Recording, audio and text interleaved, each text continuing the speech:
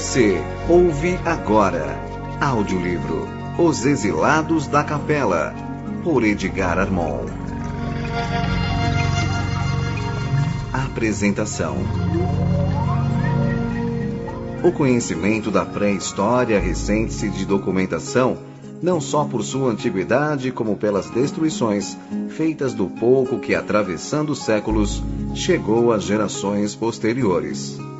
A Biblioteca de Alexandria, por exemplo, que reuniu mais de 700 mil volumes sobre o passado da civilização, foi destruída, parte pelos romanos de César em 47 a.C. e pelos muçulmanos no século VII. Houve destruição na China em 240 a.C., em Roma no século III, no México, Peru e Espanha no século XVI, na Irlanda e no Egito no século XVIII.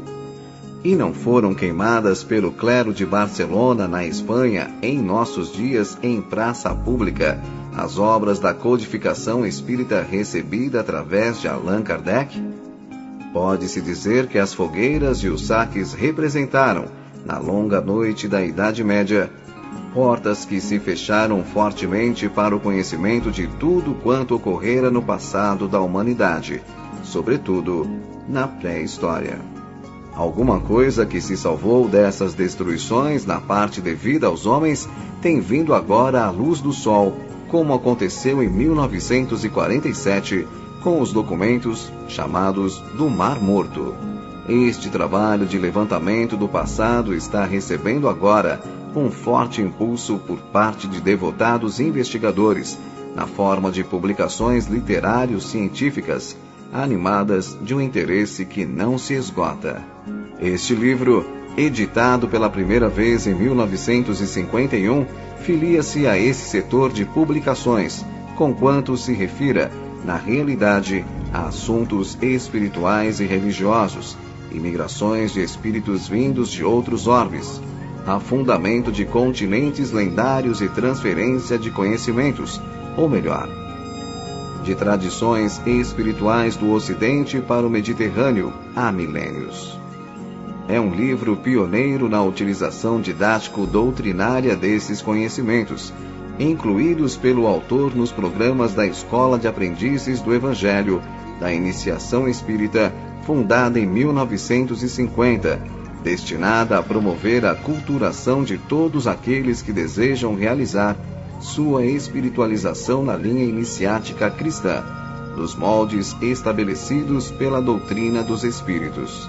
A terceira edição vem a público com revisão ortográfica e atualização de dados históricos e técnicos. São Paulo, janeiro de 1999. A editora.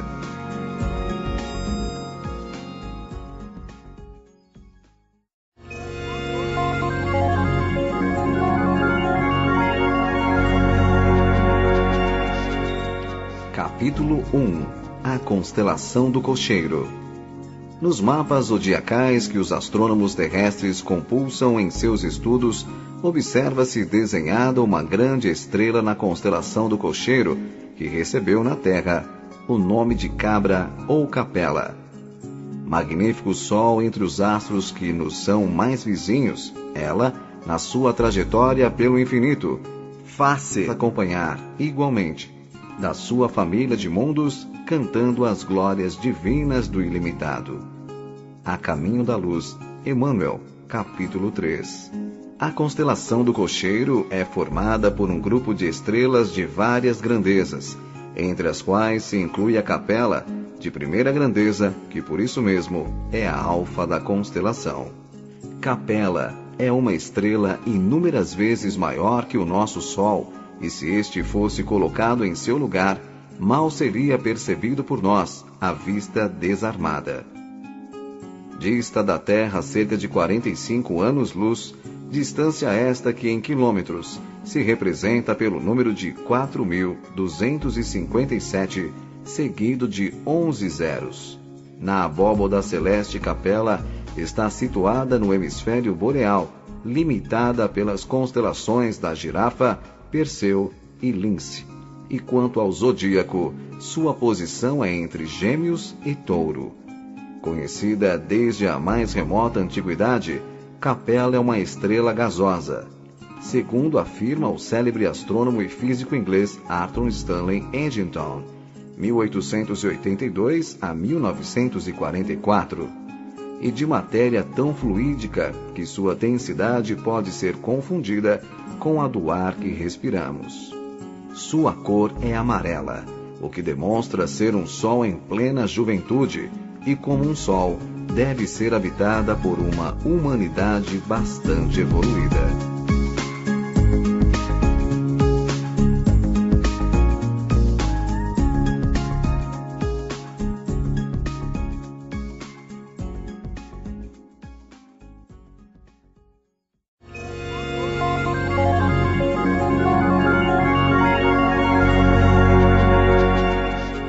Título: Muitas vezes, em momentos de meditação, vieram-nos à mente interrogações referentes às permutas e migrações periódicas de populações entre os orbes e no que diz respeito à Terra, as ligações que, porventura, teria tido uma dessas imigrações, a dos habitantes da Capella, com a crença universal planetária do Messias, bem como com seu advento ocorrido na Palestina. A resposta a estas perguntas íntimas aqui está, em parte, contida segundo um dado ponto de vista.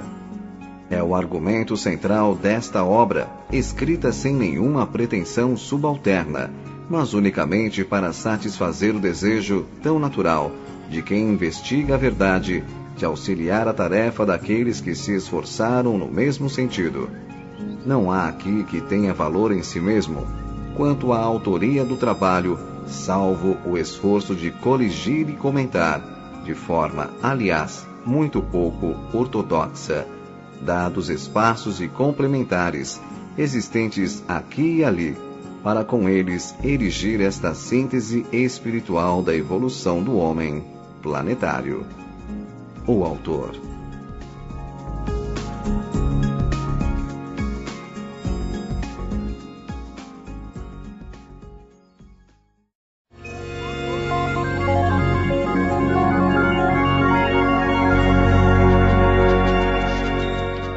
Capítulo 2. As Revelações Espíritas.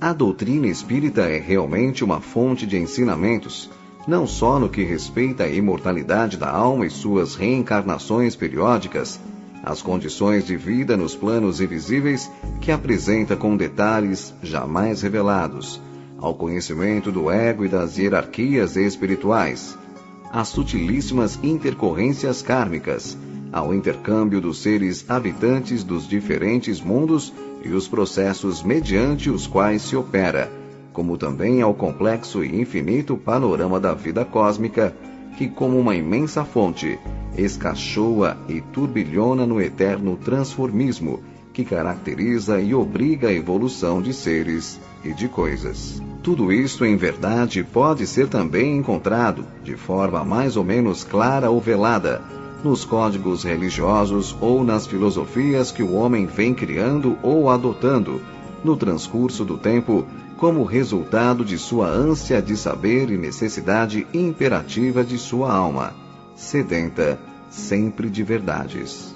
Tudo tem sido revelado gradativamente, em partes pelo Mestre Divino ou pelos missionários que ele tem enviado de tempos a tempos ao nosso orbe, para auxiliar o homem no seu esforço evolutivo, revelações essas que se dilataram enormemente e culminaram com os ensinamentos de sua boca e a exemplificação de sua vida, quando aqui desceu, pela última vez, neste mundo de misérias e maldades, para redimi-lo.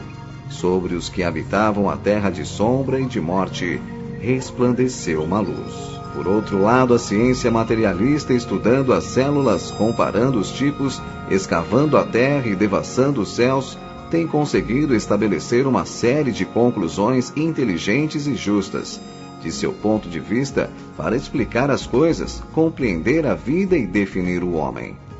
Porém, Somente em nossos dias, pela palavra autorizada dos espíritos do plano invisível, que vieram tornar realidade no momento preciso as promessas do Paracleto, é que, então, a revelação se alargou com clareza e detalhes, à medida que nossos espíritos, tardos ainda e imperfeitos, têm sido capazes de comportá-la. Cumpre-se assim, linha por linha, a misericordiosa promessa do Cristo de nos orientar e esclarecer, quando disse: Eu rogarei ao Pai, e Ele vos dará outro Consolador, para que fique convosco para sempre, o Espírito de verdade, que o mundo não pode receber porque não o vê nem o conhece. Mas vós o conheceis, porque habita convosco e estará em vós. Ainda um pouco, e o mundo não me verá mais, porém, vós me vereis, porque eu vivo, e vós vivereis. Não vos deixarei órfãos, voltarei para vós. Ainda tenho muitas coisas para vos dizer, mas não as podeis suportar agora. Porém, quando vier aquele Espírito de verdade, ele vos ensinará todas as coisas, e vos guiará em toda a verdade. Sim, não nos deixaria órfãos, e realmente não nos tem deixado. Já é grande e precioso o acervo de verdades de caráter geral que nos tem sido trazido, principalmente após o advento da terceira revelação pela mediunidade, e sobretudo nos terrenos da moral e das revelações espirituais entre os mundos. Porém, é necessário também que se diga que nesse outro setor, mais transcendente, dos conhecimentos cósmicos, um imenso horizonte ainda está escondido por detrás da cortina do ainda é cedo, e somente com o tempo e com a ascensão na escada evolutiva poderá o homem desvendar os apaixonantes e misteriosos arcanos da criação divina. Emmanuel, um desses espíritos de verdade, vem se esforçando de algum tempo a esta parte em auxiliar a humanidade nesse sentido, levantando discretamente com o auxílio de outros benfeitores autorizados, novos campos da penetração espiritual, para que o homem deste fim de ciclo realize um esforço maior de ascensão e se prepare melhor para os novos embates do futuro no mundo renovado do terceiro milênio, que tão rapidamente se aproxima.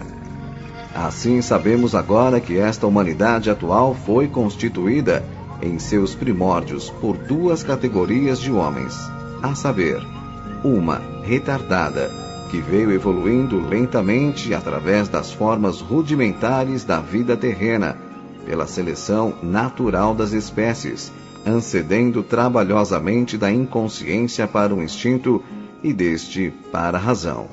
Homens, vamos dizer, autóctones, componentes das raças primitivas, das quais os primatas foram o tipo anterior mais bem definido, e outra categoria, composta de seres mais evoluídos e dominantes, que constituíram as levas exiladas da capela, o belo orbe da constelação do Cocheiro, a que já nos referimos, além dos inumeráveis sistemas planetários que formam a portentosa, inconcebível e infinita criação universal.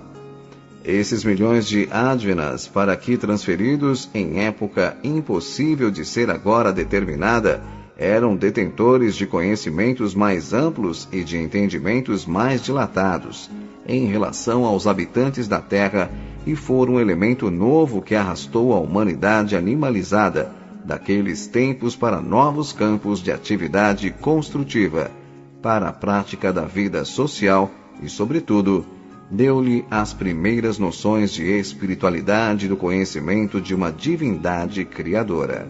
Mestres, condutores, líderes, que então se tornaram das tribos humanas primitivas, foram eles, os exilados, que definiram os novos rumos que a civilização tomou, conquanto sem completo êxito.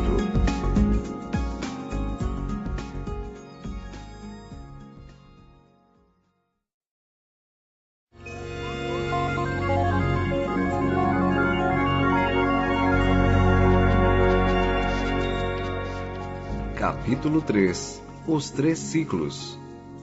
Para melhor metodização do estudo que vamos fazer deste tão singular e interessante assunto, julgamos aconselhável dividir a história da vida humana na Terra em 3 períodos ou ciclos que, muito embora diferentes das classificações oficiais, nem por isso, todavia, representam discordância em relação a elas. Adotamos uma divisão arbitrária unicamente por conveniência didática, segundo um ponto de vista todo pessoal. É a seguinte: primeiro ciclo. Começa no ponto em que os prepostos do Cristo, já vendo determinados tipos dos seres dos 3 reinos inferiores e terminado as experimentações fundamentais para a criação do até hoje misterioso tipo de transição entre os reinos animal e humano, apresentaram como espécime padrão, adequado às condições de vida no planeta, esta forma corporal crucífera, símbolo da evolução pelo sofrimento que, aliás, com ligeiras modificações, se reflete no sistema sideral de que fazemos parte e até onde se estende a autoridade espiritual de Jesus Cristo, o sublime arquiteto e divino diretor planetário. O ciclo prossegue com a evolução, no astral do planeta, dos espíritos que formaram a primeira raça-mãe. Depois, com a encarnação dos homens primitivos na segunda raça-mãe, suas sucessivas gerações e selecionamentos periódicos para aperfeiçoamentos etnográficos, na terceira e na quarta, com a migração de espíritos vindos da capela. Corrupção moral subsequente e expurgo da terra, com os cataclismos que a tradição espiritual registra. Segundo ciclo. Inicia-se com as massas sobreviventes desses cataclismos, atravessa toda a fase consumida com a formação de novas e mais adiantadas sociedades humanas e terminava com a vinda do Messias Redentor. Terceiro ciclo. Começa no Gólgota, com o último ato de sacrifício do Divino Mestre e vem até nossos dias, devendo encerrar-se com o advento do terceiro milênio em pleno aquário, quando a humanidade sofrerá novo expurgo, que é o predito por Jesus nos seus ensinamentos, anunciado desde antes pelos profetas hebreus, simbolizado por João no Apocalipse e confirmado pelos emissários da terceira revelação, época em que se iniciará na Terra um período de vida moral mais perfeito, para tornar realidade os ensinamentos contidos nos evangelhos cristãos.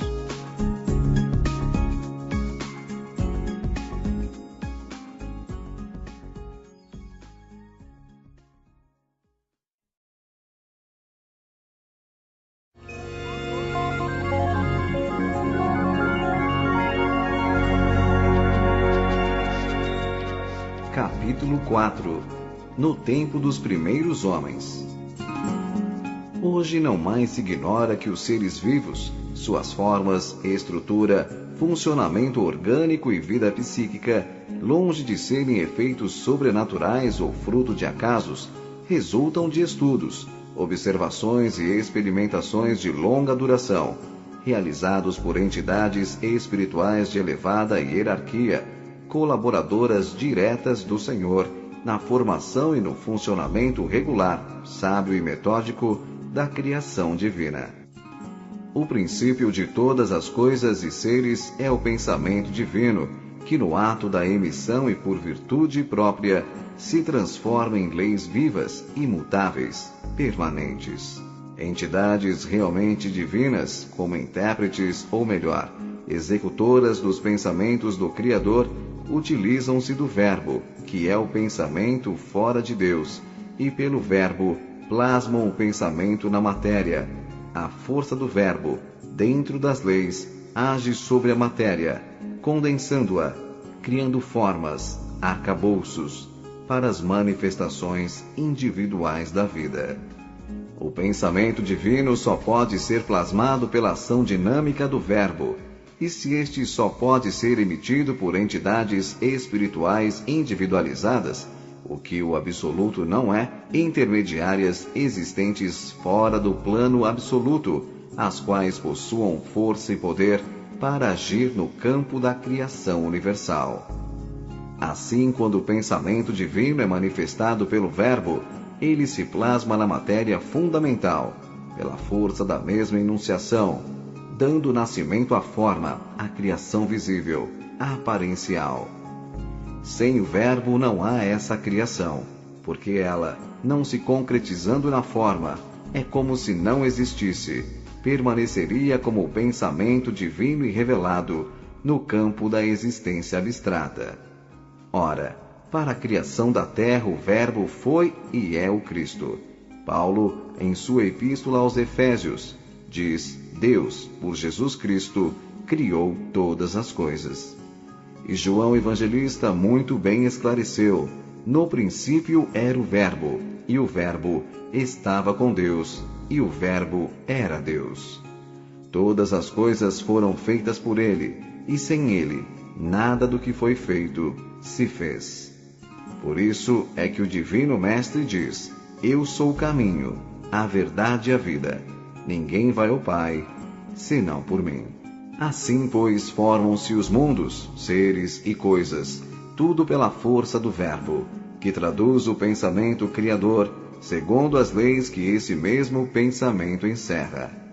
Noutras palavras, o absoluto pelo pensamento cria a vida e as leis, e entidades espirituais do plano divino, pela força do Verbo, plasmam a criação na matéria, dão forma e estrutura a todas as coisas e seres e presidem sua evolução na eternidade.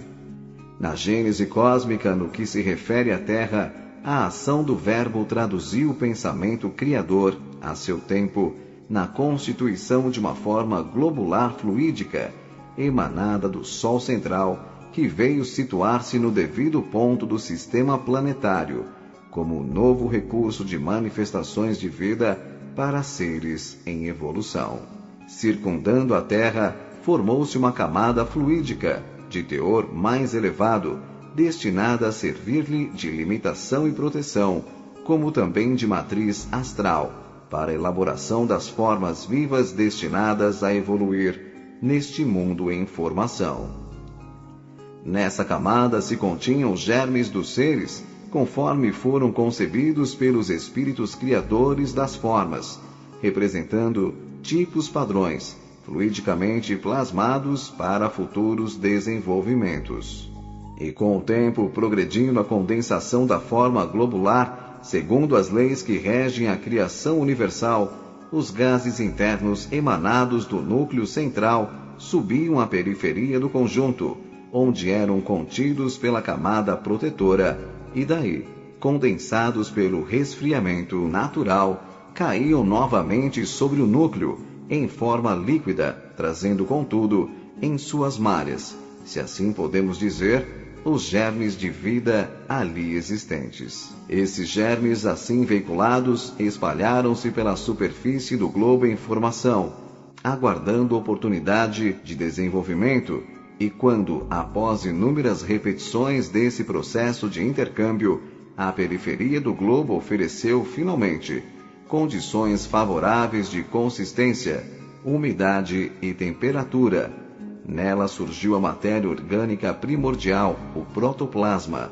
que permitiu a eclosão da vida com a proliferação dos germes já existentes, bem como espíritos humanos em condições primárias involutivas, mônadas, aptas ao início da trabalhosa escalada evolutiva na matéria, e outros germes que, segundo a cronologia dos reinos, deveriam, no futuro, também manifestar-se.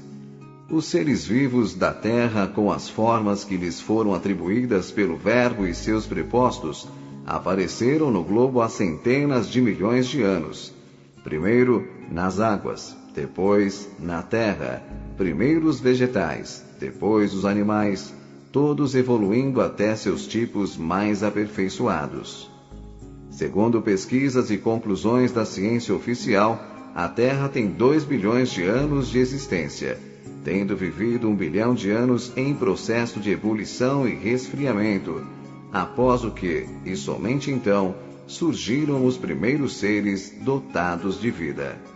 Até Louis Pasteur, 1822 a 1895, químico e biólogo francês.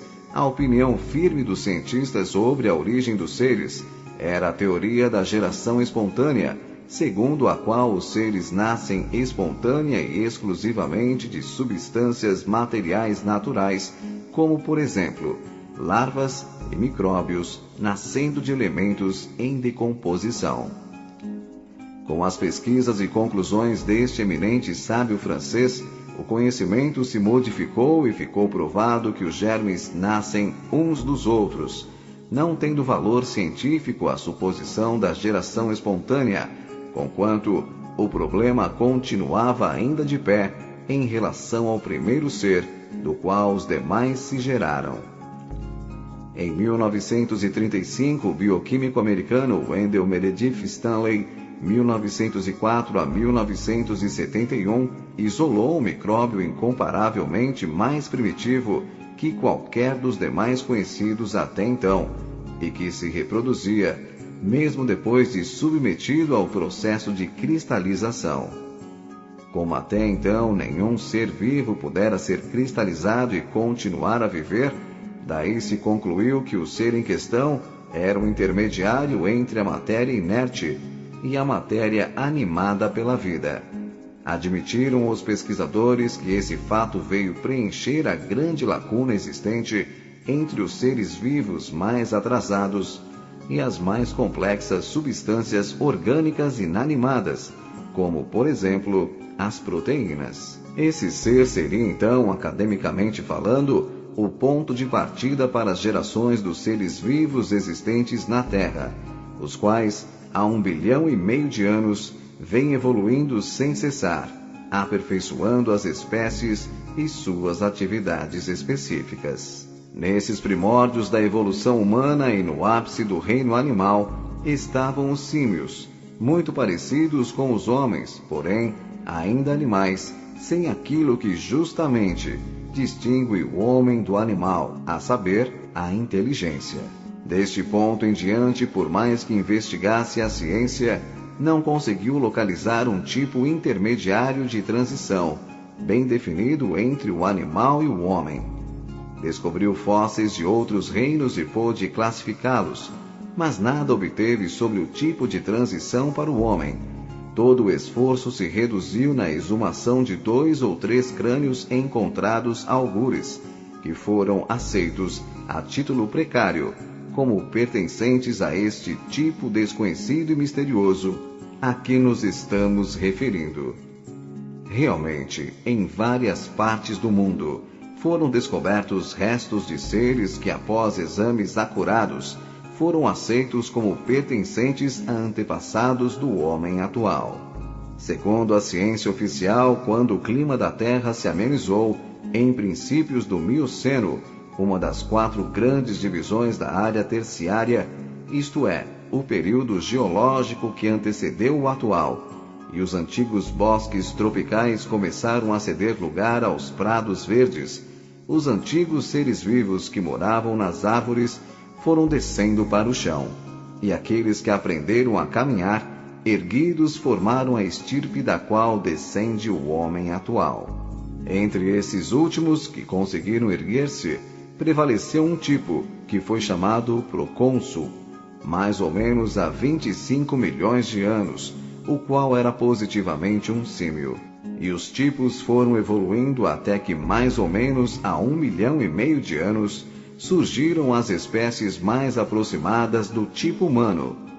Realmente, na Ásia, na África e na Europa, foram descobertos esqueletos de antropóides, macacos semelhantes ao homem, não identificados. Nas camadas do Pleistoceno inferior, também chamado Paleolítico, período antigo da Era da Pedra Lascada, e no Leolítico, Era da Pedra Polida, vieram à luz instrumentos, objetos e restos de dentes, ossos e chifres, cada vez mais bem trabalhados.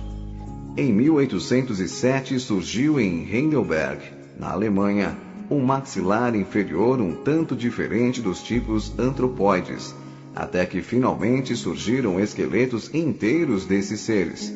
permitindo melhores exames e conclusões. Primeiramente surgiram criaturas do tamanho de um homem, que andavam de pé, tinham cérebro pouco desenvolvido, as quais foram chamadas Pitecântropo, ou Homem de Java, que viveram entre 550 e 200 mil anos atrás. Em seguida surgiu Sinântropo, ou Homem de Pequim, de cérebro também muito precário. Mais tarde surgiram tipos de cérebro mais evoluídos que viveram de 150 a 35 mil anos atrás e foram chamados de Homens do Rio Solo, Polinésia, de Flores Bad, África do Sul, da Rodésia, África, e o mais generalizado de todos, chamado Homem de Neandertal, Alemanha, cujos restos, em seguida, foram também encontrados nos outros continentes. Como possuíam um cérebro bem maior, foram chamados Homo sapiens, conquanto tivessem ainda muitos sinais de deficiências em relação à fala, à associação de ideais e à memória. O Neandertal foi descoberto em camadas do Pleistoceno médio, mas logo depois, no Pleistoceno superior, surgiram esqueletos de corpo inteiro e de atitude vertical, como por exemplo o tipo negroide de Grimaldi, o tipo branco do Cro-Magnon, pertencente à quarta raça, Atlante, e o tipo Chancelad. E por fim, foram descobertos os tipos já bem desenvolvidos chamados Homens de Swanscombe, Inglaterra, o de Cangeira, África, e o de Fontchevad, França, todos classificados como Homo sapiens sapiens, isto é, homens verdadeiros. Ainda hoje existem na Rodésia, África, tipos semelhantes ao Neandertal, que levam vida bestial e possuem crânio dolicocéfalo, ovalado, com diâmetro transversal menor que o diâmetro longitudinal. Esses tipos, estudados e classificados pela ciência, conquanto tenham servido de base para suas investigações e conclusões, não valem todavia como prova da existência do tipo de transição. Na realidade, a ciência ignora a data e o local do aparecimento do verdadeiro tipo humano, como também ignora qual o primeiro ser que pode ser considerado como tal.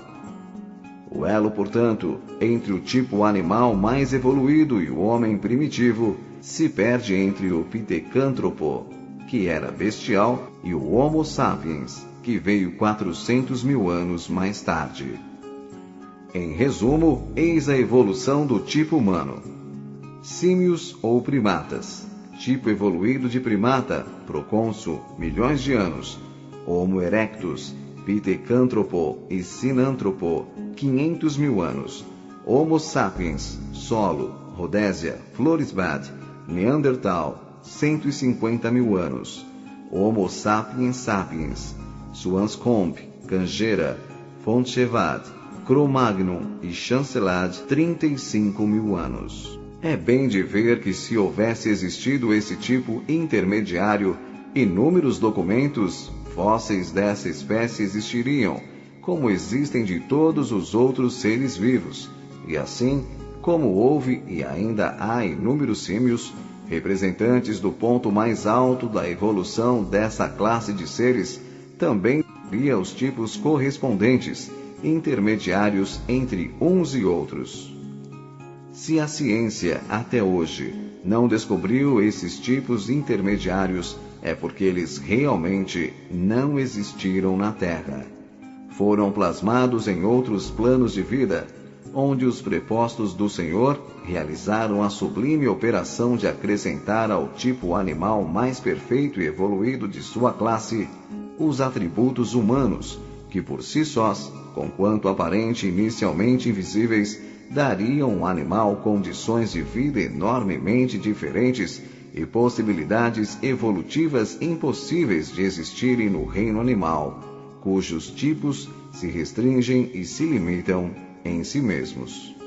Sobre assunto de tão delicado aspecto, ouçamos o que diz o instrutor Emmanuel em comunicação recebida em 1937 pelo médium Francisco Cândido Xavier, e que transcrevemos em leteres.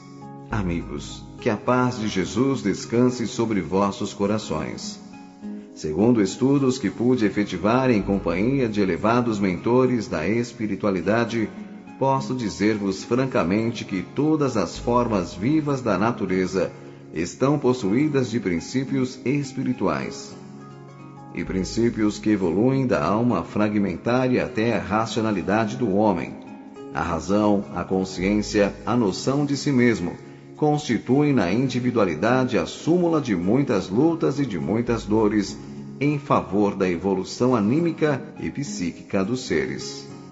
O processo, portanto, da evolução anímica se verifica através de vidas cuja multiplicidade não podemos imaginar, nas nossas condições de personalidades relativas, vidas essas que não se circunscrevem ao reino nominal, mas que representam o transunto das mais variadas atividades em todos os reinos da natureza.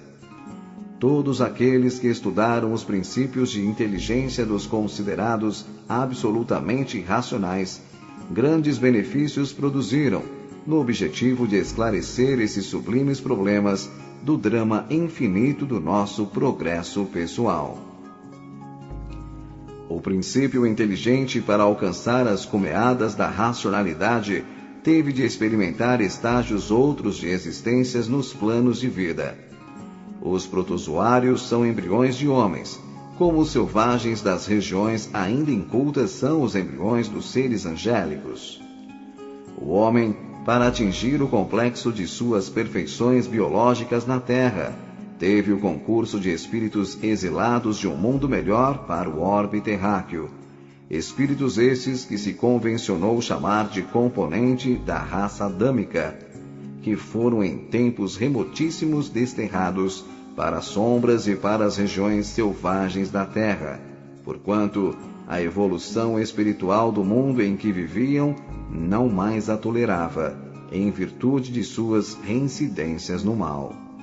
O vosso mundo era então povoado pelos tipos do primata hominus, dentro das eras da caverna e do sílex, e essas legiões de homens singulares, pelo seu assombroso e incrível aspecto, se aproximavam bastante do Pithecanthropus erectus, estudado pelas vossas ciências modernas como um dos respeitáveis ancestrais da humanidade.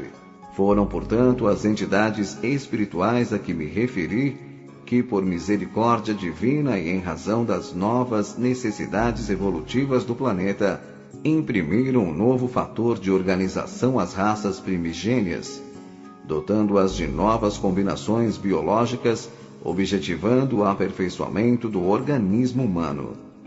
Os animais são os irmãos inferiores dos homens. Eles também, como nós, vêm de longe, através de lutas incessantes e redentoras, e são como nós, candidatos a uma posição brilhante na espiritualidade. Não é em vão que sofrem nas fainas benditas, da dedicação e da renúncia, em favor do progresso dos homens. Seus labores, penosamente efetivados, terão um prêmio que é o da evolução na espiritualidade gloriosa. Eles, na sua condição de almas fragmentárias no terreno da compreensão, têm todo um exército de protetores dos planos do alto, objetivando a sua melhoria e o amplo desenvolvimento de seu progresso em demanda do reino nominal.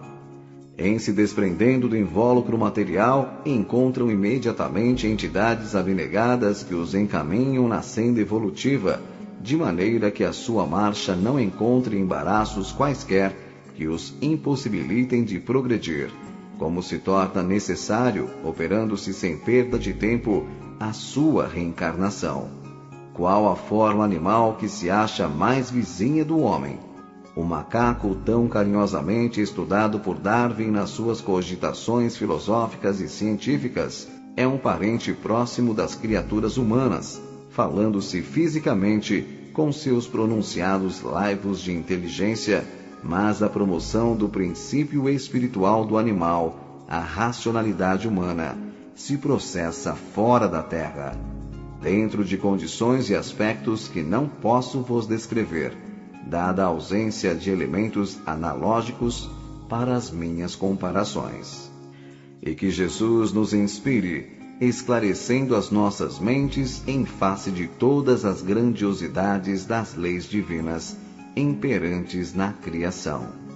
Assim, pois quando essa operação transformadora se consumou fora da Terra, no astral planetário ou em algum mundo vizinho, estava ipso facto criada a raça humana com todas as suas características e atributos iniciais à primeira raça-mãe, que a tradição espiritual oriental definiu da seguinte maneira: espíritos ainda inconscientes, habitando corpos fluídicos, pouco consistentes.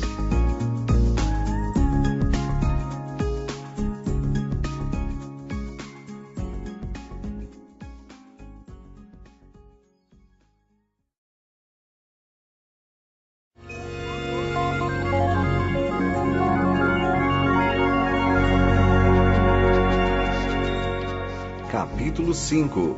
As encarnações na segunda raça.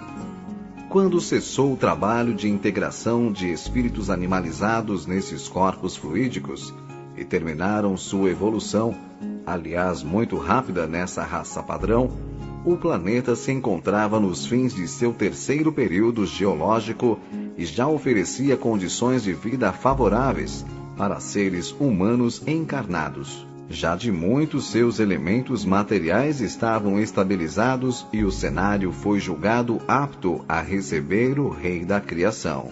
Iniciou-se então essa encarnação nos homens primitivos formadores da segunda raça-mãe, que a tradição esotérica também registrou com as seguintes características: espíritos habitando formas mais consistentes, já possuidores de mais lucidez e personalidade, porém ainda não fisicamente humanos.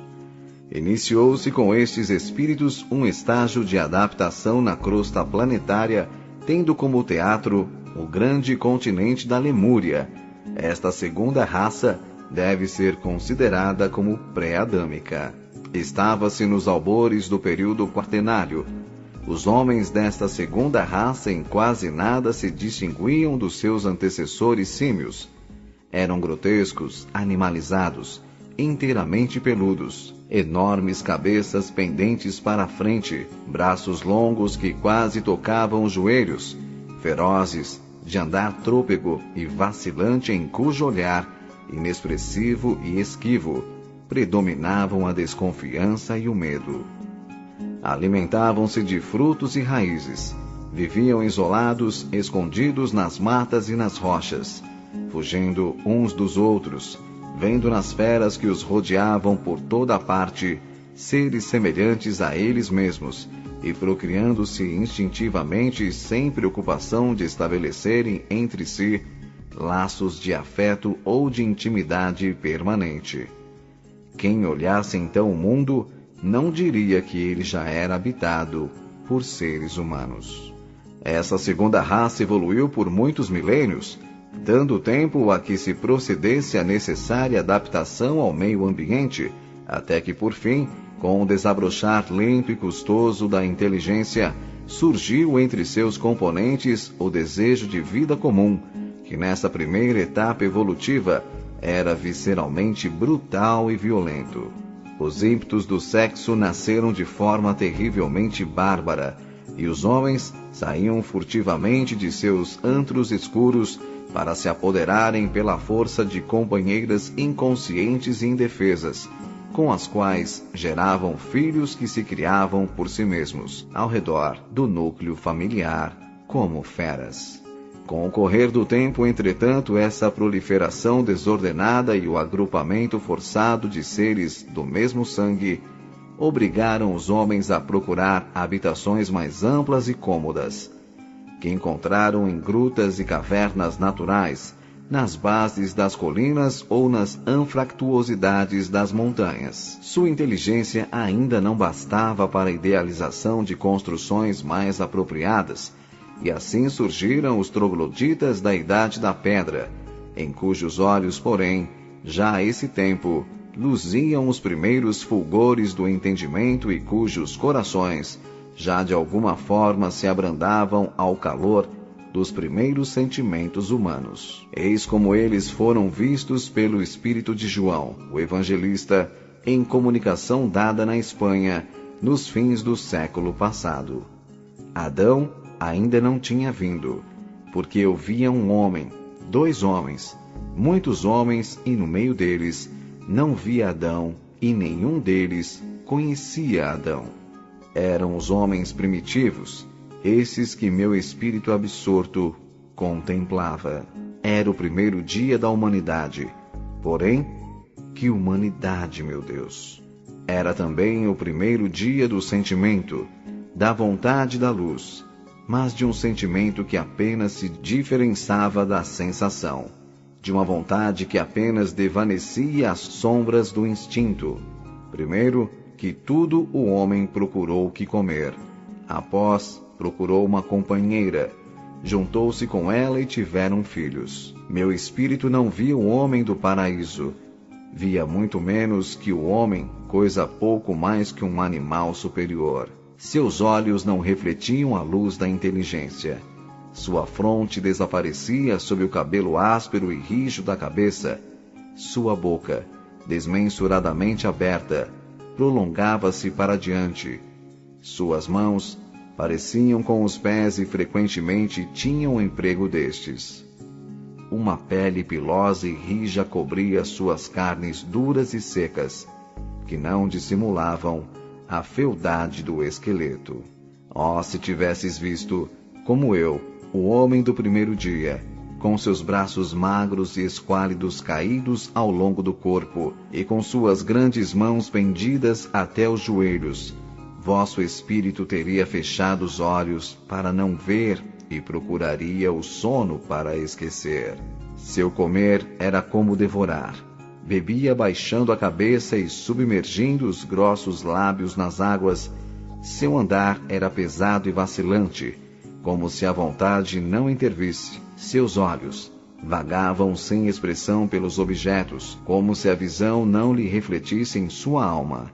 E seu amor e seu ódio, que nasciam de suas necessidades satisfeitas ou contrariadas, eram passageiros como as impressões, que se estampavam em seu espírito e grosseiros, como as necessidades em que tinham sua origem. O homem primitivo falava, porém, não como o homem. Alguns sons guturais, acompanhados de gestos, os precisos para responder às suas necessidades mais urgentes. Fugia da sociedade e buscava a solidão. Ocultava-se da luz e procurava indolentemente nas trevas a satisfação de suas exigências naturais. Era escravo do mais grosseiro egoísmo. Não procurava alimento senão para si. Chamava a companheira em épocas determinadas, quando eram mais imperiosos os desejos da carne. E satisfeito o apetite, retraía-se de novo à solidão sem mais cuidar da prole. O homem primitivo nunca ria, nunca seus olhos derramavam lágrimas. O seu prazer era um grito, e a sua dor era um gemido. O pensar fatigava-o, fugia do pensamento como da luz. E mais adiante acrescenta: e nesses homens brutos do primeiro dia, o predomínio orgânico gerou a força muscular, e a vontade subjugada pela carne gerou o abuso da força. Dos estímulos da carne nasceu o amor. Do abuso da força nasceu o ódio. E a luz, agindo sobre o amor e sobre o tempo, gerou as sociedades primitivas. A família existe pela carne, a sociedade existe pela força. Moravam as famílias à vista de todos, protegiam-se, criavam rebanhos, levantavam tendas sobre troncos e depois caminhavam sobre a terra. O homem mais forte é o senhor da tribo. A tribo mais poderosa é o lobo das outras. As tribos errantes, como o furacão, marcham para diante e, como gafanhotos, assaltam a terra, onde pousam seus enxames. Assim como bem deixa ver o evangelista no final de sua comunicação, Com o correr dos tempos, as famílias foram se unindo, formando tribos, se amalgamando, cruzando tipos, elegendo chefes e elaborando as primeiras regras de vida em comum, que visavam preferentemente as necessidades materiais da subsistência e da procriação.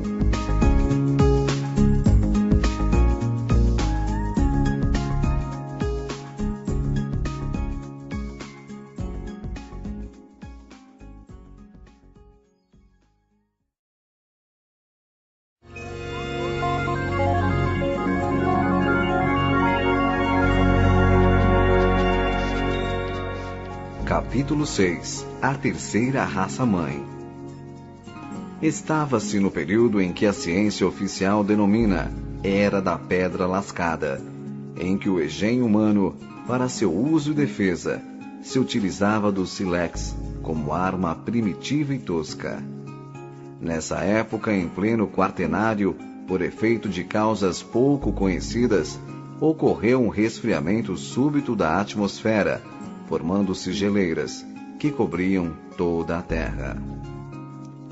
O homem, que mal ainda se adaptava ao ambiente planetário, temeroso e hostil, teve então seus sofrimentos agravados com a necessidade vital de defender-se do frio intenso que então sobreveio, cobrindo-se de peles de animais subjugados em lutas temerárias e desiguais, em que lançava mão de armas rudimentares e insuficientes contra feras e monstros terríveis que o rodeavam por toda a parte. Foi então que o seu instinto e as inspirações dos assistentes invisíveis o levaram à descoberta providencial do fogo, o novo e precioso elemento de vida e defesa, que abriu à humanidade torturada de então novos recursos de sobrevivência e de conforto. Entretanto, tempos mais tarde, as alternativas da evolução física do globo determinaram um acentuado aquecimento geral, que provocou súbito degelo e terríveis inundações. Fenômeno esse que na tradição pré-histórica ficou conhecido como o dilúvio universal, atribuído a um desvio do eixo do globo que se oblicou e provocado pela aproximação de um astro que determinou também alterações na sua órbita, que se tornou então mais fechada. Mas o tempo transcorreu em sua inexorável marcha e o homem, a poder de sofrimentos indizíveis e penosíssimas experiências de toda sorte, conseguiu superar as dificuldades dessa época tormentosa. Acentuou-se em consequência o progresso da vida humana no orbe, surgindo as primeiras tribos de gerações mais aperfeiçoadas, que formaram a humanidade da terceira raça-mãe, composta de homens de porte agigantado, cabeça mais bem conformada e mais ereta, braços mais curtos e pernas mais longas, que caminhavam com mais aprumo e segurança, em cujos olhos se vislumbravam mais acentuados lampejos de entendimento. Nasceram principalmente na Lemúria e na Ásia, e suas características etnográficas, mormente no que se respeita à cor da pele, cabelos e feições do rosto, variavam muito, segundo a alimentação, os costumes e o ambiente físico das regiões em que habitavam.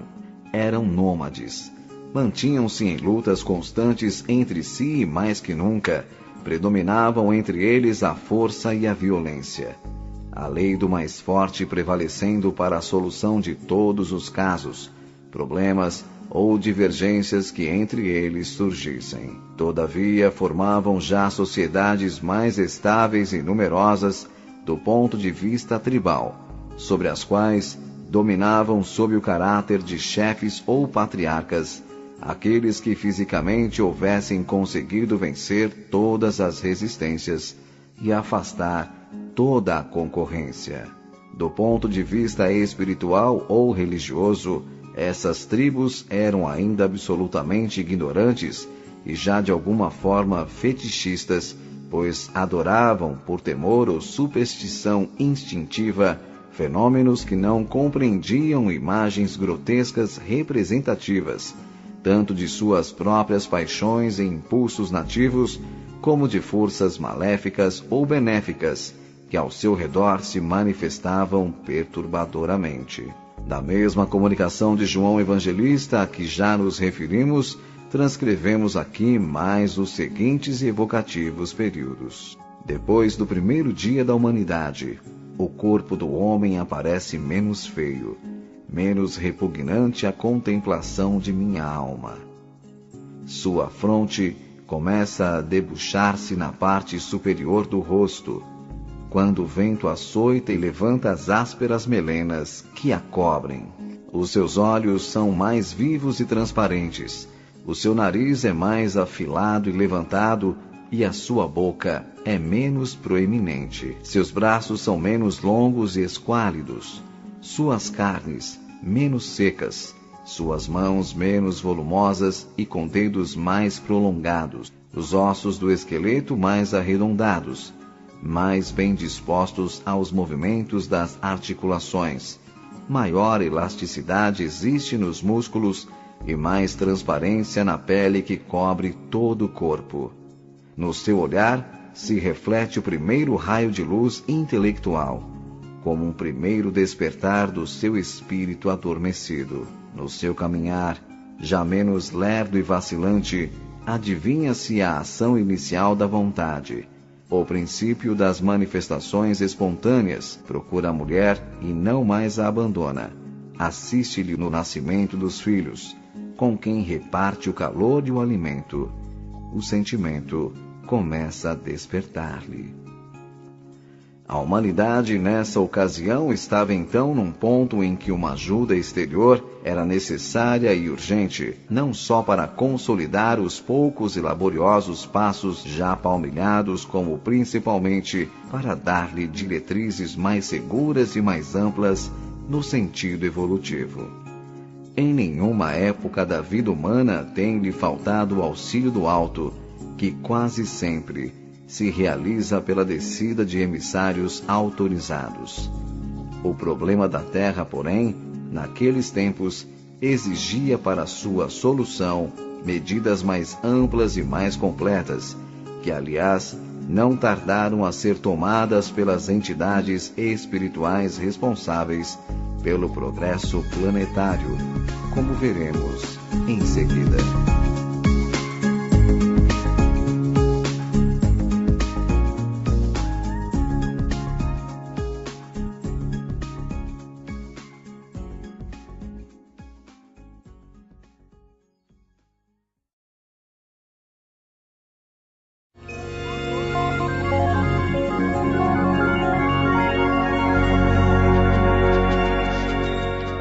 Capítulo 7. Como era então o mundo? Oriente. O grande continente da Lemúria, que se estendia das alturas da ilha de Madagascar para o leste e para o sul, cobrindo toda a região ocupada hoje pelo Oceano Índico, descendo até a Austrália e incluindo a Polinésia. B.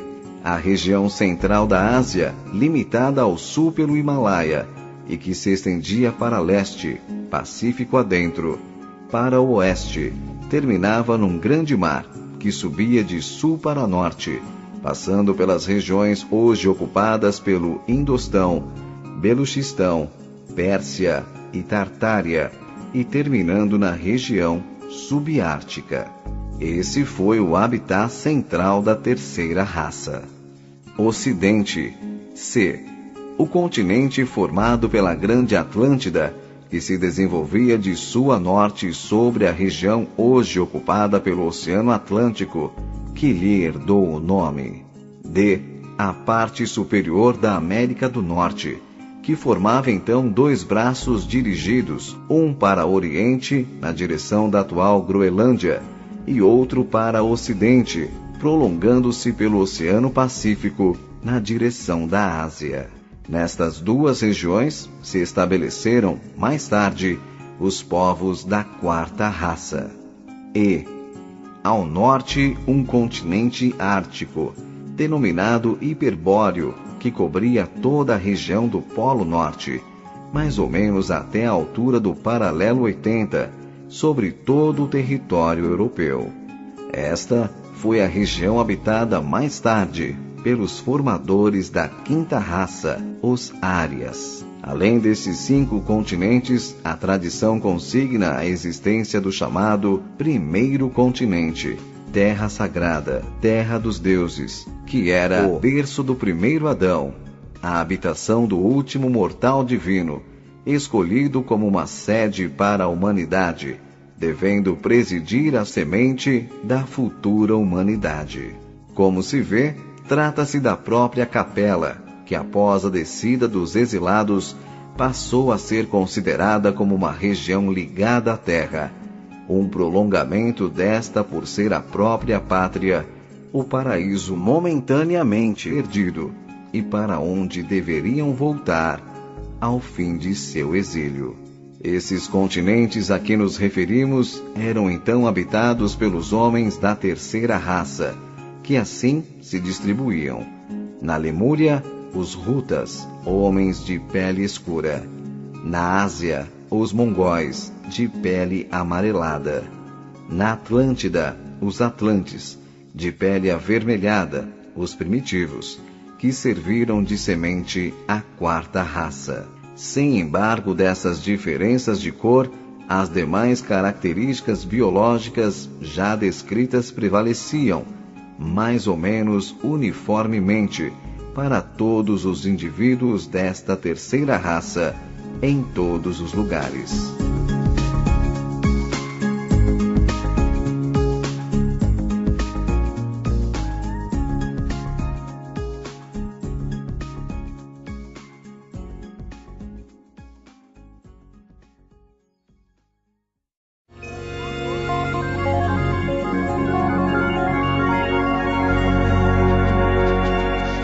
Capítulo 8. A Sentença Divina.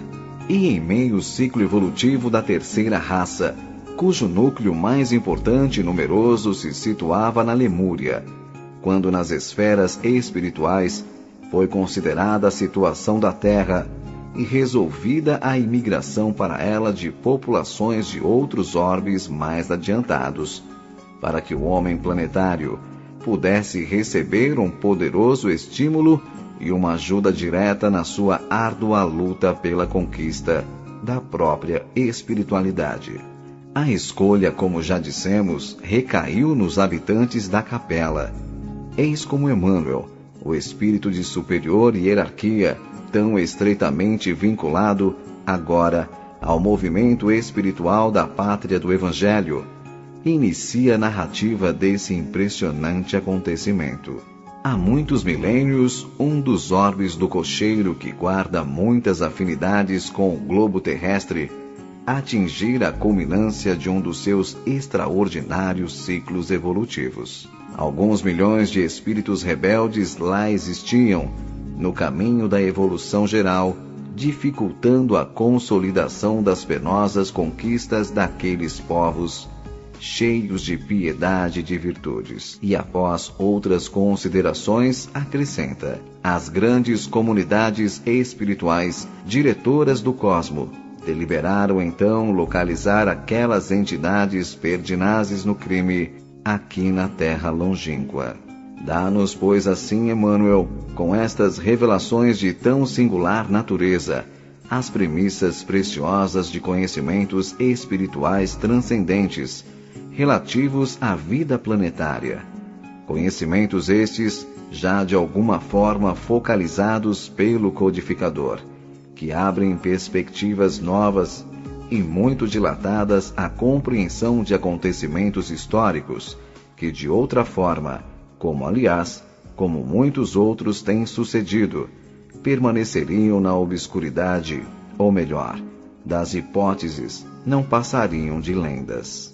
Aliás, essa permuta de populações entre orbes afins de um mesmo sistema sideral, e mesmo de sistemas diferentes, ocorre periodicamente, sucedendo sempre a expurgos de caráter seletivo, como também é fenômeno que se enquadra nas leis gerais da justiça e da sabedoria divinas, porque vem permitir reajustamentos oportunos, retomadas de equilíbrio, harmonia e continuidade de avanços evolutivos para as comunidades de espíritos habitantes dos diferentes mundos. Por outro lado, é a misericórdia divina que se manifesta, possibilitando a reciprocidade do auxílio, a permuta de ajuda e de conforto, o exercício, enfim, da fraternidade para todos os seres da criação.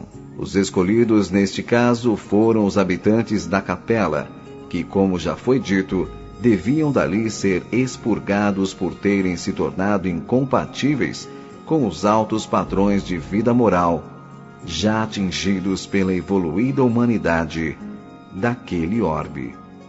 Resolvida, pois, a transferência, os milhares de espíritos atingidos pela irrecorrível decisão foram notificados do seu novo destino e da necessidade de sua reencarnação em planeta inferior.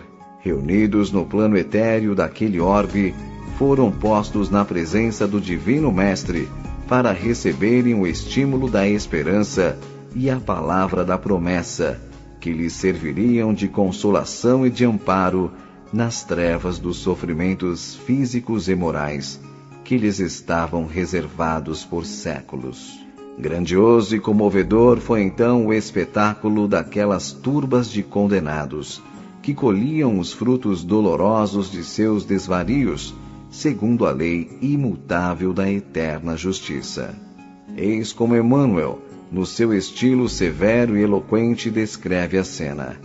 Foi assim que Jesus recebeu, à luz do seu reino de amor e de justiça, aquela turba de seres sofredores e infelizes. Com a sua palavra sábia e compassiva, exortou aquelas almas desventuradas à edificação da consciência pelo cumprimento dos deveres de solidariedade e de amor, no esforço regenerador de si mesmas. Mostrou-lhes os campos de lutas que se desdobravam na terra, envolvendo-as no halo bendito de sua misericórdia e de sua caridade sem limites. Abençoou-lhes as lágrimas santificadoras, fazendo-lhes sentir os sagrados triunfos do futuro e prometendo-lhes a sua colaboração cotidiana e a sua vinda no porvir. Aqueles seres desolados e aflitos, que deixavam atrás de si todo um mundo de afetos, não obstante os seus corações empedernidos na prática do mal, seriam degredados na face obscura do planeta terrestre. Andariam desprezados na noite dos milênios da saudade e da amargura. Reencarnar-se-iam no seio das raças ignorantes e primitivas, a lembrarem o paraíso perdido nos firmamentos distantes. Por muitos séculos não veriam a suave luz da capela, mas trabalhariam na terra acariciados por Jesus e confortados na sua imensa misericórdia. E assim a decisão irrevogável se cumpriu e os exilados, fechados seus olhos para os esplendores da vida feliz no seu mundo, foram arrojados na queda tormentosa, para de novo somente abri-los nas sombras escuras de sofrimento e de morte do novo habitat planetário. Foram as cores de Lúcifer que, avassaladas pelo orgulho e pela maldade, se precipitaram dos céus à terra, que daí por diante passou a ser-lhes a morada purgatorial por tempo indefinido.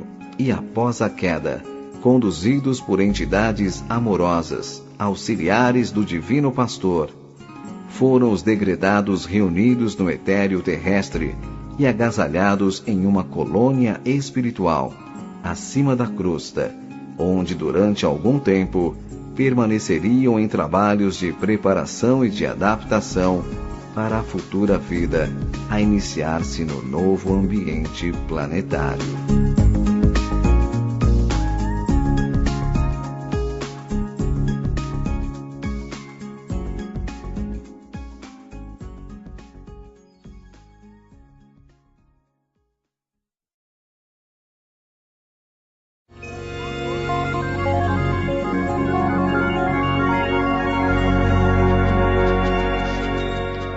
Capítulo 9.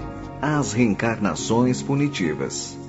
A esse tempo, os prepostos do Senhor haviam conseguido selecionar, em várias partes do globo, e no seio dos vários povos que o habitavam, núcleos distintos e apurados de homens primitivos em cujos corpos, já biologicamente aperfeiçoados, devia iniciar-se a reencarnação dos capelinos.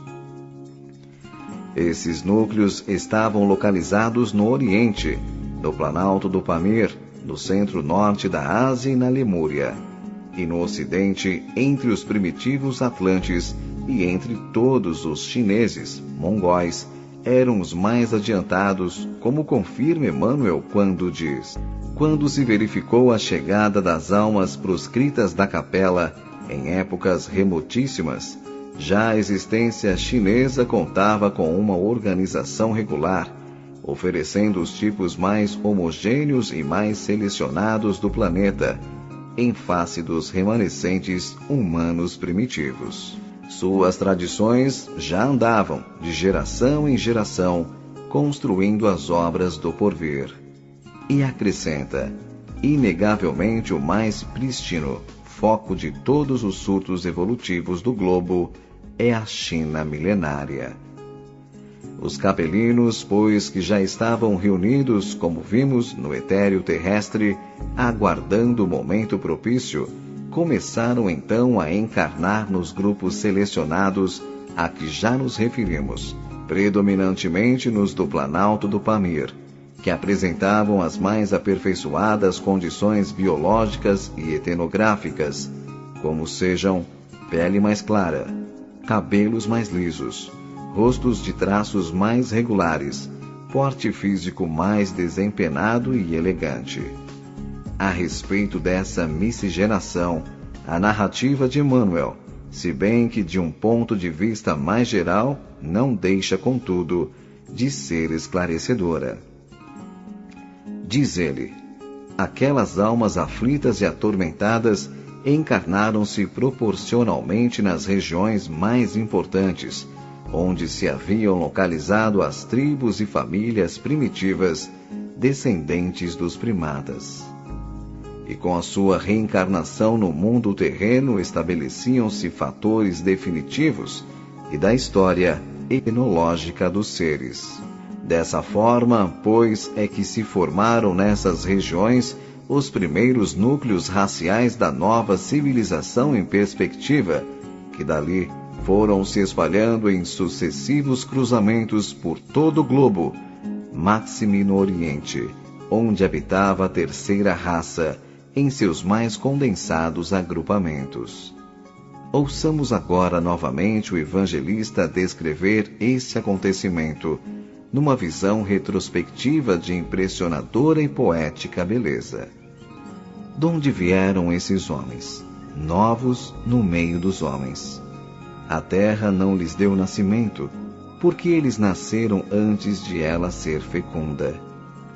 No meio dos homens antigos da terra, descubro homens novos, meninos, mulheres e varões robustos. Donde vieram estes homens que nasceram antes da fecundidade da terra? Em cima e ao redor da terra rodopiam os céus e os infernos, como sementes de geração e de luz.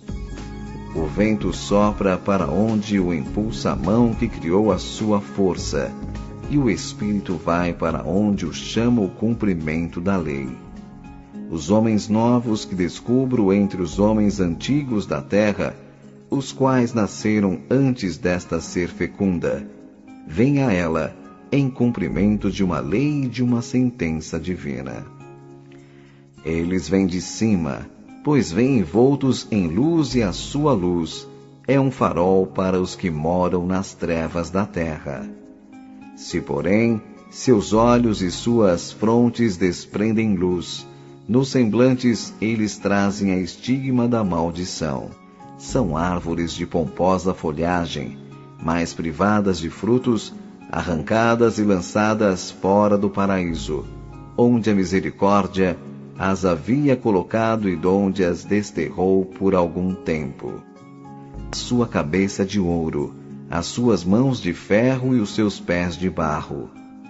Conheceram o bem, praticaram a violência e viveram para a carne. A geração proscrita traz na fronte o selo da sentença, mas também tem o da promessa no coração. Tinham pecado por sabedoria e orgulho, e seu entendimento obscureceu-se. A obscuridade foi a sentença do entendimento ensoberbado, e a luz, a promessa da misericórdia que subsiste e subsistirá. Bem-aventurados os que choram por causa das trevas e da condenação, e cujos corações não edificam moradas, nem levantam tendas. Porque serão peregrinos no cárcere, e renascerão para morar perpetuamente, de geração em geração, nos cimos onde não há trevas, porque recuperarão os dons da misericórdia na consumação.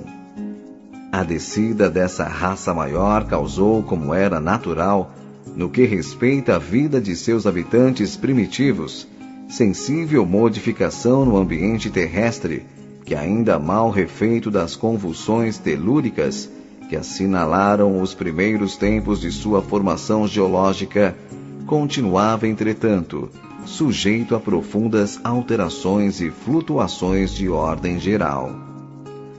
Como já dissemos, toda mudança de ciclo evolutivo acarreta profundas alterações, materiais e espirituais, nos orbes em que se dão, nos céus, na terra e nas águas. Há terríveis convulsões, deslocamentos, subversões de toda a ordem com dolorosos sofrimentos para todos os seus habitantes.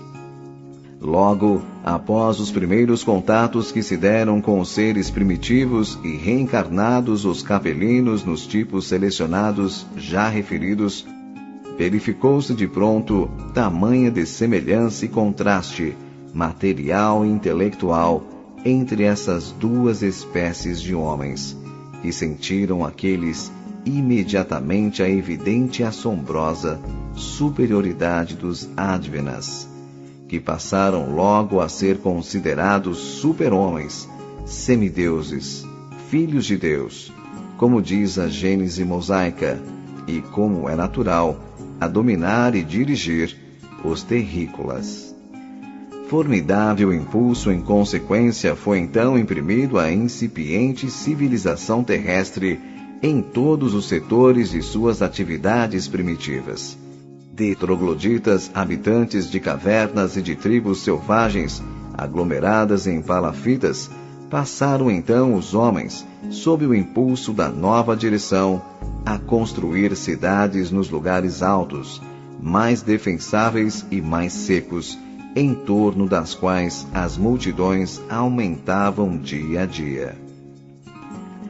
Tribos nômades se reuniam aqui e ali, formando povos e nações, com territórios já agora mais ou menos delimitados, e com o correr do tempo, definiram-se as massas etnográficas com as diferenciações asseguradas pelas sucessivas e bem fundamentadas reproduções da espécie. Adotaram-se costumes mais brandos e esboçaram-se os primeiros rudimentos das leis.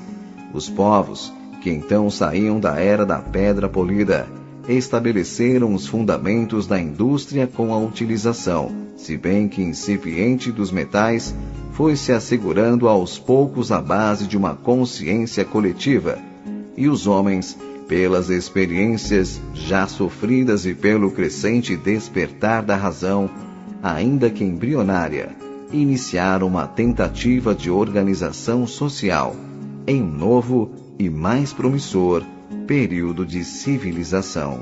Enfim, naquela paisagem primitiva e selvagem, que era realmente um cadinho combusto de forças em ebulição, definiram-se os primeiros fundamentos da vida espiritual planetária.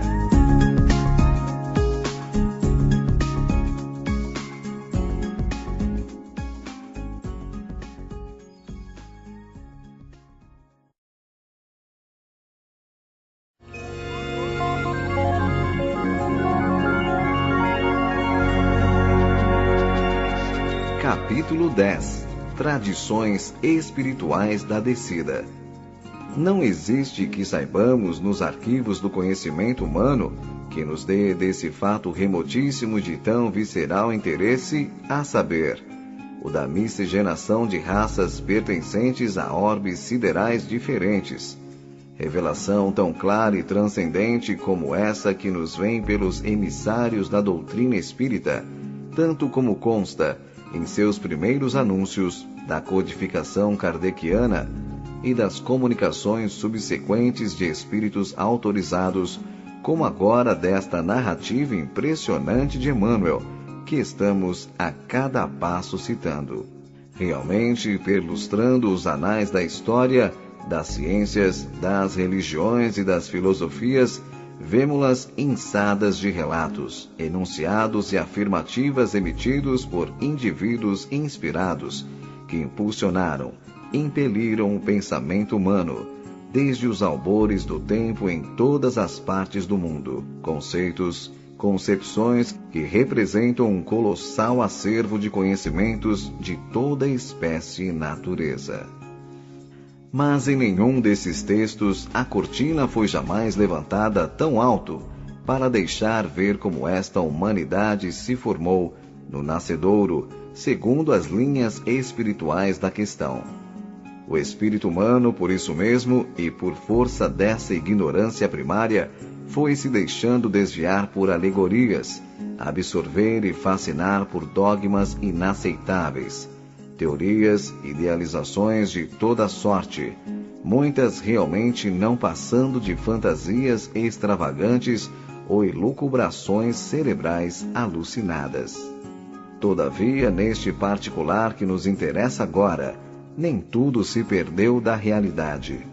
E buscando-se no fundo da trama, muitas vezes inextricável e quase sempre alegórica dessas tradições milenárias, descobrem-se aqui e ali filões reveladores das mais puras gemas que demonstram não só a autenticidade, como também a exatidão dos detalhes desses empolgantes acontecimentos históricos, que estão sendo trazidos a lume pelos mensageiros do Senhor nos dias que correm. Assim, compulsando-se a tradição religiosa dos hebreus, verifica-se que o livro apócrifo de Enoque diz, em certo trecho, no capítulo 6:21, houve anjos, chamados veladores, que se deixaram cair do céu para amar as filhas da terra. E quando os anjos, os filhos do céu, as viram, por elas se apaixonaram e disseram entre si, vamos escolher esposas da raça dos homens e procriemos filhos. Então seu chefe Samiasa lhes disse, talvez não tenhais coragem para efetivar esta resolução, e eu ficarei sozinho responsável pela vossa queda. Mas eles lhe responderam, juramos de não nos arrepender e de levar a efeito a nossa intenção. E foram 200 deles que desceram sobre a montanha de Armon. A partir de então, esta montanha foi denominada Armon, que quer dizer Montanha do Juramento. Desses consórcios, nasceram gigantes que oprimiram os homens. Eis os nomes dos chefes desses anjos que desceram. Samiasa, que era o primeiro de todos. Uraque-Baramel, Azibimel, Tamiel, Ramuel, Danel, Amarazaki, Azequiel, Saracnial, Azael, Armes, Batraal, Anami, Zeveleel, Sansaveel, Ertrael, Turel, Jumiael e Arazial. Eles tomaram esposas com as quais viveram, ensinando-lhes a magia, os encantamentos e a divisão das raízes e das árvores. Amarazaki ensinou todos os segredos dos encantamentos. Batraal foi o mestre dos que observam os astros. Asquiel revelou os signos e Azael revelou os movimentos da lua. Este livro de Enoque, anterior aos de Moisés, é também muito citado pelos exegetas da antiguidade e pelo apóstolo Judas Tadeu em sua epístola, versículo 14, e dá, pois, testemunho deste acontecimento. Enoque, no velho hebraico, significa iniciado. Falam dele Orígenes, Procópio, Tertuliano, Lactâncio, Justino, Irineu de Leão, Clemente de Alexandria e outros santos católicos. Os maniqueus o citavam a miúdo e Eusébio diz que sua obra intitulada Preparação do Cristo no Espírito do Evangelho, que Moisés, no Egito, aprendeu com esse livro de Enoque. No século XVIII, o explorador escocês Jaime Bruce, 1730 a 1794, descobriu um exemplar dele na Abissínia, mais tarde traduzido para o inglês pelo arcebispo Lawrence. Os etíopes, que são os medianitas da Bíblia, também dizem que Moisés abeberou-se nesse livro, que lhe fora ofertado por seu sogro, o sacerdote Jetro, e que dele se valeu para escrever a Gênese. Os Jubileus, outro livro muito antigo dos hebreus, acrescenta que os veladores vieram à terra para ensinar aos homens a vida perfeita, mas acabaram seduzidos pelas mulheres encarnadas. Este livro, também conhecido como a Pequena Bíblia, é considerado ainda mais antigo que o próprio Velho Testamento. Na mesma tradição dos hebreus, vemos que Moisés, o filho de Termutes e sacerdote do templo de Mênfis, que veio à terra com a missão de fundar com esse povo escravo, após sua libertação, a religião monoteísta e a nação de Israel, para que no seu seio, único então considerado preferível, descesse mais tarde ao planeta o Messias Redentor. Também se referiu ao transcendente fato e consignou na sua Gênese para que a posteridade fosse assegurado mais este testemunho de sua autenticidade. Realmente velado embora pela cortina da alegoria, lá está o acontecimento descrito, na primeira parte da narrativa, quando o profeta conta a criação do primeiro homem, sua queda e ulterior expulsão do paraíso do Éden. Esse mesmo empolgante sucesso histórico, Emmanuel agora nos relata, 4 milênios após, de forma objetiva e quase minudente, conquanto cingindo-se unicamente ao aspecto espiritual do problema. Pois ele mesmo adverte, referindo-se às finalidades de sua já citada obra: não deverá ser este um trabalho histórico. A história do mundo está compilada e feita. Nossa contribuição será a tese religiosa, elucidando a influência sagrada da fé e o ascendente espiritual no curso de todas as civilizações terrestres. No capítulo em que descreve os antepassados do homem e pondo em evidência a significação simplesmente simbólica, mas autêntica, dos textos bíblicos, ele pergunta: onde está Adão, com a sua queda do paraíso? Debalde nossos olhos procuram aflitos essas figuras legendárias com o propósito de localizá-las no espaço e no tempo. Compreendemos afinal que Adão e Eva constituem uma lembrança dos espíritos degradados na paisagem obscura da terra, como Caim e Abel são dois símbolos para a personalidade das criaturas.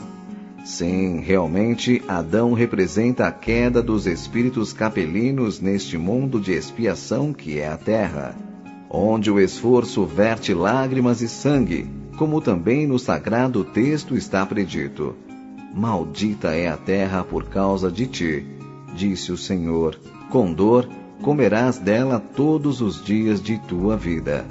Com o suor do teu rosto comerás o pão até que te tornes a terra. Refere-se o texto aos capelinos, às sucessivas reencarnações que sofriam para resgate de suas culpas. Se é verdade que os filhos da terra no esforço de sua própria evolução. Teriam de passar dificuldades e padecimentos próprios dos passos iniciais do aprendizado moral. Dúvidas também não restam de que a Terra, de alguma forma, foi maleficiada com a descida dos degredados que para aqui trouxeram novos e mais pesados compromissos a resgatar e nos quais seriam envolvidos também os habitantes primitivos. Compreendemos, pois, pelos textos citados, que as gerações de Adão formam as chamadas raças adâmicas, vindas da capela, designação que o esoterismo dá, segundo seus pontos de vista, aos espíritos que formaram a primeira raça-mãe, na fase em que, não possuindo corpo, forma e vida, não podiam encarnar na crosta planetária, o que é muito diferente. O esoterismo adota esta suposição para poder explicar a vida da mônada espiritual da sua fase evolutiva. Mas como temos explicado, para nós essa fase cessa no reino mineral, e a partir daí a mônada começa sua evolução, não no astral terreno, mas adstrita ou integrada, mais ou menos nos reinos inferiores, mineral, vegetal e animal. Somente após terminar suas experiências neste último reino, animal, penetra a mônada no estágio preparatório do astral terreno, em trânsito para suas primeiras etapas no reino humanal. Qualquer dessas fases dura milênios.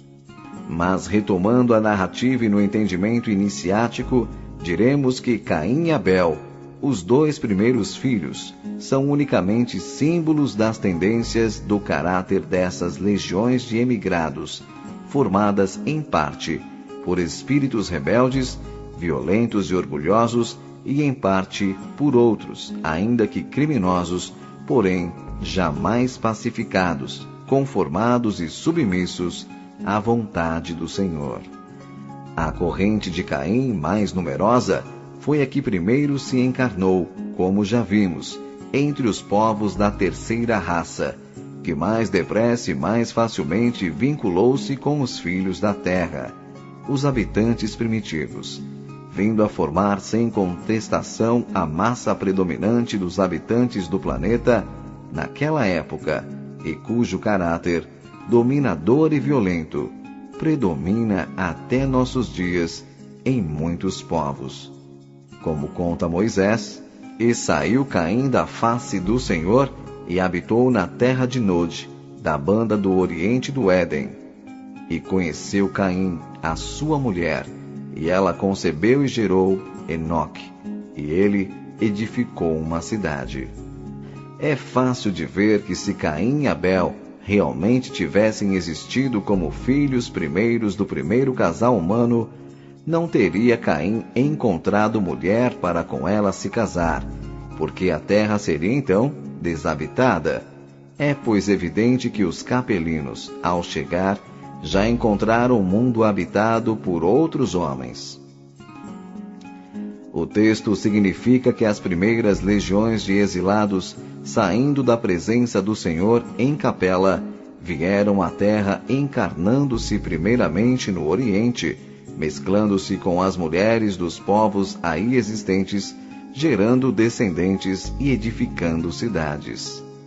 E dizendo, da banda do Oriente do Éden, confirma o conceito, porque é suposição corrente que o Éden da Bíblia, se bem que alegórico, referia-se a uma região situada na Ásia Menor, e o oriente dessa região justamente fica para os lados da Lemúria e Ásia, onde habitavam os Rutas da terceira raça.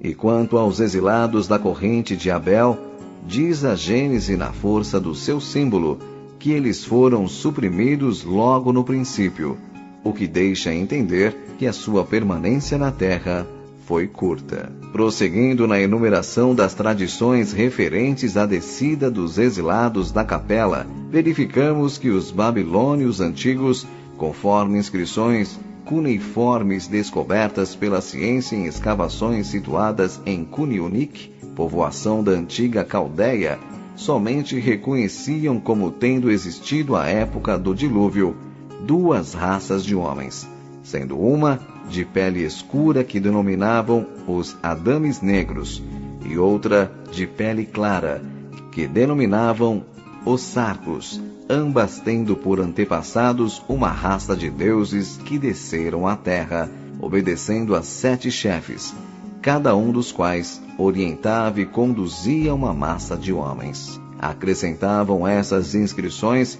que esses seres eram considerados prisioneiros da carne, deuses encarnados, e terminavam afirmando que foi assim que se formaram as 7 raças adâmicas primitivas. Na tradição dos hindus, na parte revelada ao ocidente por H.P. Blavatsky, lê-se que, pelo meio de evolução da terceira raça-mãe, chamada raça lemuriana, vieram à Terra seres pertencentes a uma outra cadeia planetária, muito mais avançada em sua evolução. Esses membros de uma comunidade altamente evoluída, seres gloriosos aos quais seu aspecto brilhante valeu o título de Filhos do Fogo, constituem uma ordem sublime entre os filhos de Manas. Eles tomaram sua habitação sobre a terra como instrutores divinos da jovem humanidade. E as mitologias? E as lendas da pré-história? Não se referem elas a uma idade de ouro que a humanidade viveu nos seus primeiros tempos em plena felicidade? E a deuses, semideuses e heróis dessa época que realizaram grandes feitos e em seguida desapareceram? Ora, como sabemos que a vida dos primeiros homens foi cheia de desconforto, temor e miséria, bem se pode então compreender que essa idade de ouro foi vivida fora da terra por uma humanidade mais feliz, e não passa de uma reminiscência que os exilados conservaram da vida espiritual superior que viveram no paraíso da Capela. Os deuses, semideuses e heróis dessa época, que realizaram grandes feitos e em seguida desapareceram, permanecendo unicamente como uma lenda mitológica, quem são eles senão os próprios capelinos das primeiras encarnações, que, como já vimos, em relação aos homens primitivos, rústicos e animalizados, podiam ser realmente considerados seres sobrenaturais. E os heróis antigos que se revoltaram contra Zeus, o deus grego, para se apoderarem do céu, e foram arrojados ao Tártaro, não serão os mesmos espíritos refugados da Capela, que lá no seu mundo se rebelaram e que por isso foram projetados na terra? Os heróis antigos que se tornavam imortais e semideuses não eram sempre filhos de deuses mitológicos e de mulheres encarnadas? Pois esses deuses são os capelinos que se ligaram às mulheres da terra. Plutarco escreveu que os heróis podiam subir, aperfeiçoando-se ao grau de demônios, daimon, gênios, espíritos protetores, e até ao de deuses, espíritos superiores. O oráculo de Delfos, na Grécia, a miúdo, anunciava essas ascensões espirituais dos heróis gregos. Isso não deixa patente o conhecimento que tinham os antigos sobre as reencarnações, a evolução dos espíritos e o intercâmbio entre os mundos? Uma lenda dos índios Pahut, da América do Norte, conta que o deus Imano disputou com outro e foi expulso do céu, tornando-se um gênio do mal. Lendas mexicanas falam de um deus, Sota, que se rebelou contra o ente supremo e foi arrojado à terra, como também de gênios gigantescos, os Quinanuns, que tentaram apoderar-se do universo e foram eliminados. Finalmente, uma lenda asteca conta que houve um tempo em que os deuses andavam pela terra, que esta era, nessa época, um magnífico horto, pleno de flores e frutos. Tudo isso, porventura, não são alusões evidentes e claras à descida dos capelinos e suas encarnações na terra? Como bem se pode então ver, as tradições orientais e de outros povos antigos, inclusive dos hebreus, guardam notícias dos acontecimentos que estamos narrando, e em várias outras fontes do pensamento religioso dos antigos, poderíamos buscar novas confirmações, se não devêssemos, como é de nosso intento, nos restringir às de origem espírita, por serem as mais simples e acessíveis à massa comum dos leitores, e também porque este nosso trabalho não deve ter aspecto de obra de erudição, enredando-se em complexidades e mistérios de caráter religioso ou filosófico, mas simplesmente de crença em revelações espirituais, provindas de espíritos autorizados, responsáveis pelo esclarecimento das mentes humanas neste século de libertação espiritual. Como remate dessas tradições, citamos agora a obra de Hilarion do Monte Nebo, membro categorizado da Fraternidade Essênia, contemporâneo e amigo de Jesus, investigador da pré-história, com revelações conhecidas por Moisés anteriormente, segundo as quais sobreviventes do segundo afundamento da Atlântida aportaram a costa do Mediterrâneo a nordeste, nas faldas de uma cordilheira, onde formaram um pequeno aglomerado de colonização, no qual nasceu uma criança a que deram o nome de Abel. Aquela região pertencia ao reino de Etea, futura Fenícia, governada pela Confederação Cóbeda, fraternidade de orientação sócio-espiritualista, que exercia incontestada hegemonia sobre grande parte do mundo então conhecido, e cuja sede fora transferida de Nengadá, no delta do Nilo, para um ponto entre os rios Eufrates e Tigre, na Mesopotâmia, e cujo nome era La Paz. Transferido para La Paz, o jovem assimilou os conhecimentos científicos e religiosos da época, destacando-se pelas excepcionais virtudes morais e inteligência que possuía, as quais lhe permitiram ascender à direção geral dessa fraternidade, prestando relevantes serviços e sacrificando-se, por fim, em benefício da paz dos povos que governava, ameaçada por um pretendente rebelde de nome Caíno. Abel, pelas suas virtudes e sacrifício, foi considerado um verdadeiro missionário divino, o sexto da série, entre Krishna, o quinto, e Moisés, o sétimo, antecessores de Buda e de Jesus. Seja como for, qualquer das tradições aqui citadas indica o encadeamento natural e lógico dos fatos e das civilizações sequentes e desfaz o mito de Adão, primeiro homem, do qual Deus retirou uma costela para lhe dar uma companheira, quando a própria Bíblia relata que nesse tempo havia outras mulheres no mundo, como uma das quais, aliás, o próprio Caim fugiu para se casar. Moisés, que conhecia a verdade, estabeleceu esse mito devido à ignorância e imaturidade espiritual do povo que salvara da escravidão no Egito, com o qual deveria formar uma nação monoteísta.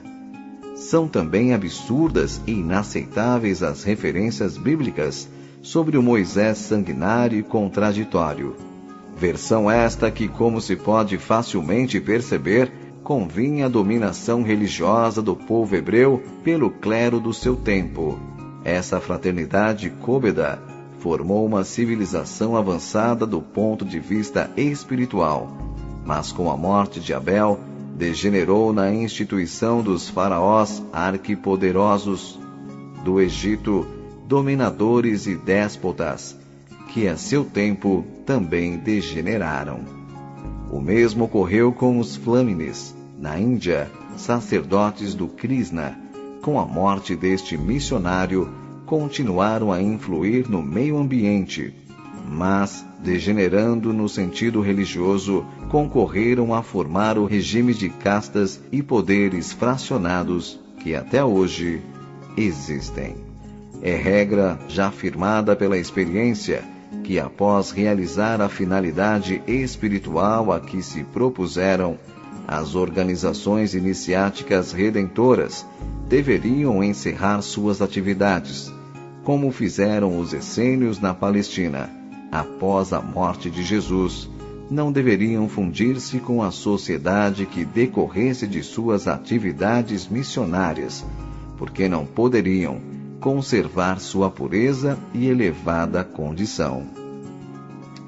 Para se perpetuarem, teriam de aliar-se à nova ordem de coisas, quase sempre com base na força, passando por cima das leis espirituais do amor universal que vieram estabelecer na Terra.